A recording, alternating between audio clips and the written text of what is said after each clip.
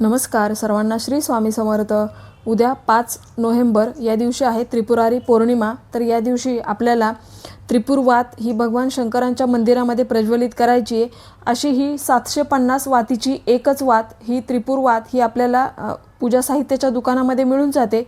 तर ही वात आपल्याला आधी तुपामध्ये भिजत घालायची आणि तुपात भिजत घालून मग एक मातीची पंती घ्यायची, त्याच्यामध्ये आपल्याला ही त्रिपुर वात महादेवांच्या मंदिरामध्ये प्रज्वलित करायची आहे। ही दिवसभरामध्ये तुम्ही कधी करा, पण हे करताना आपल्याला महामृत्युंजय मंत्राचा मंत्रजाप करायचा आहे। जोपर्यंत ती वात प्रज्वलित आहे तोपर्यंत आपण असं महामृत्युंजय मंत्र म्हणत राहायचं आहे। वात शांत झाली की तुम्ही ती पंती परत घरी आणू शकता किंवा मंदिरामध्येच ठेवू शकता।